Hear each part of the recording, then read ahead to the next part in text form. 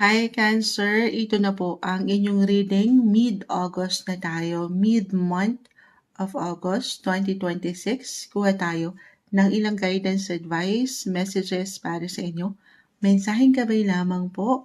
Anong aasahan yung mga Cancer ngayong mid-month? Anong parating sa inyong buhay? Messages, guidance. So tayo ay general reading po. Just only take what resonate. Cancer energy, anong kailangan niyong marinig? Guidance advice para po sa mga Cancer mid-August. Mid-month, may sumasama sa ating kamay.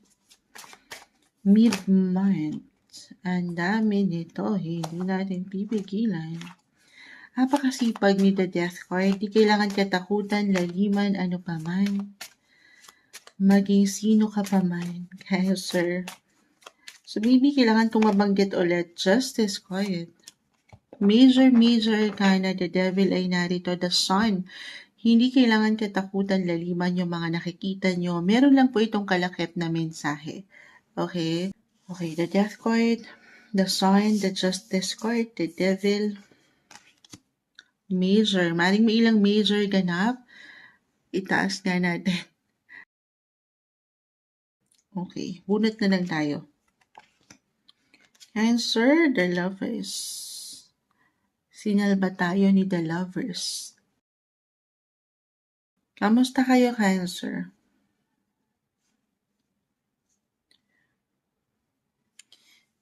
Cancer, unahin na natin si the death card. So, kapag yan yung bumabagsak, isang indikasyon na may hindi kailangan laliman,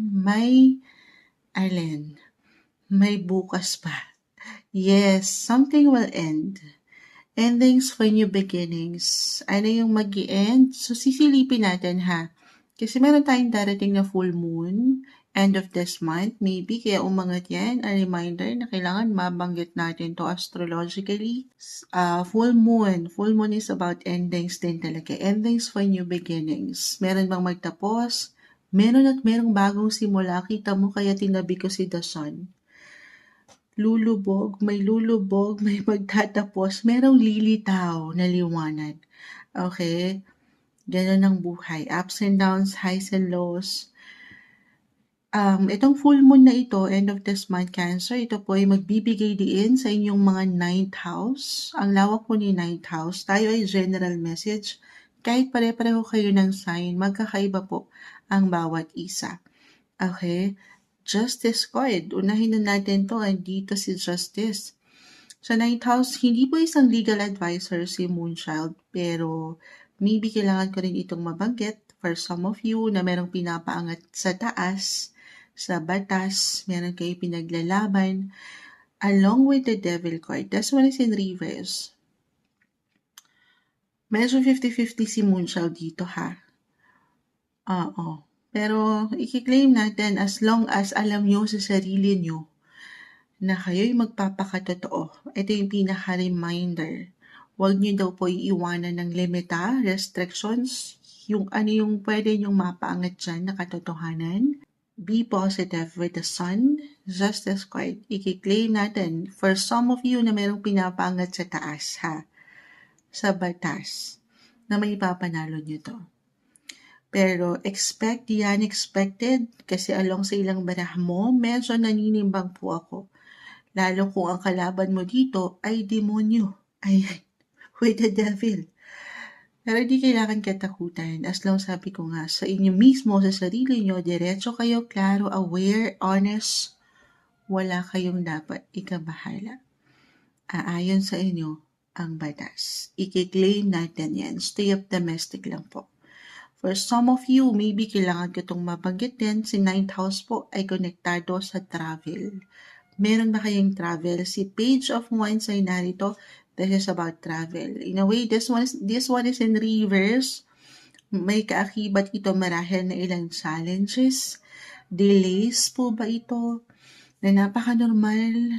Minsan talaga may pagka-traffic sa daan. International travel po si 9th house. Pero it doesn't matter naman na. Tayo ay general messages. Kahit short distance travel. So stay flexible, Cancer. sabay sa flow, habaan ng mga PC, gamitin ang boses, magtanong, follow up, get more information, may solusyon. Okay, lalo dito, andito rin yung suporta ng mahal mo. The lovers ay narito. Mahal mo at mahalaga sa'yo. So, umangat si The Lovers, meron tayong topic niyan, uploaded na po lahat dito sa ating Red app. Tayo ay live na live ngayon sa Black app. Sana naka-follow kayo dun. Moonshot Maguda rin lang din po. Ang focus natin doon ay love reading lang. So marahil napanood nyo na yun at nabanggit ko na to, pero ulitin ko lang din po kasi the lovers is here. So si Venus ang ating iiwan sa inyo. Venus is the planet of love. Right now po ay nasa inyo mga 4th house of home and family. So I feel anumang pinagdadaanan or pwedeng pagdaanan na ito, parang sign of culmination, sign of endings for new beginnings. Hindi kayo dito mag-isa. Meron daw po kayong gabay, suporta. Okay? Ganon yung energy. Stay flexible. So, ayan no. May ilang challenges, difficulty na napaka-normal again. Huwag kayong papatalo sa negativity, sa ilang drama, huwag kayong ma-stock up. Tuloy ang laban as long as andyan yung liwanag sa inyo. Other messages, travel, legal matters, hindi isang legal advisor si Moonchild. Si 9th house po connected din ito. For some of you, sinong mga estudyante na pwedeng makapakinig nito? Diyan kasi yun. 9th house of education. Kung ang ilan sa inyo ay kahit nasa proseso pa lang ng advancement, or meron na talagang nilalakad in regards your classes. Ayan, kung meron kayong mga inaasikaso dyan. Stay flexible guys, be clear, lumapit kayo sa someone professional, your mentor, professor, ayan, magtanong para sigurado. Kasi maring meron kayong hindi makita sa buong larawan or may ilang delays kayong maramdaman. So, ganun din yung may iwan ko ha. Hindi kayo mag-isa dito. Kailangan lang minsan mapapaangat din po ang boses. Okay, so napakalawak nito ha. Just only take what resonate po. Tayo ay general message. Pero may mga kaganapan talaga na wala tayong control. Okay, sa true, wala tayong control sa lahat ng bagay, Cancer, pero kayo mismo, meron kayong control kung paano ito panghahawakan. Okay. Adaptability sa mga pwedeng ihain ng universe. Kayo pa ba? Oo. Ano pang kailangan natin maiparating? The Sun. The Sun ay narito. Page of Wands.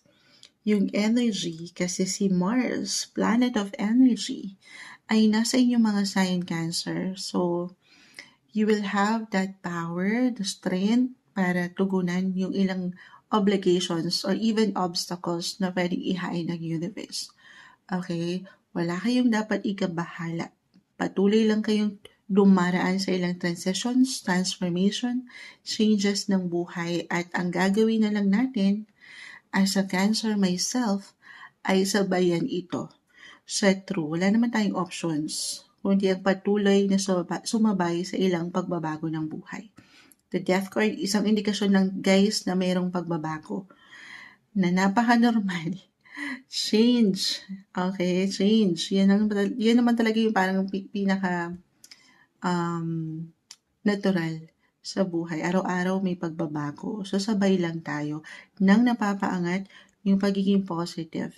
Alam ko madaling sabihin yon, hindi madaling panghawakan sa lahat ng pagkakataon. Ayan, pero nakikita ko yung suporta po, may ganda pagdating sa usaping pamilya, tahanan. I-claim natin yan, or ang kakibat nga po ay higit kayong kakailanganin din pagdating sa inyong home, family, feminine energy, your mother if ever, mother figure. So may support. Okay? Sa laban ng buhay, hindi kayo mag-isa. Stay optimistic lang po. Ito yung umaangat na guidance, advice, messages na marahil kailangan yung marinig mid-month of August 2026. Mensaheng gabay lamang po, Cancer.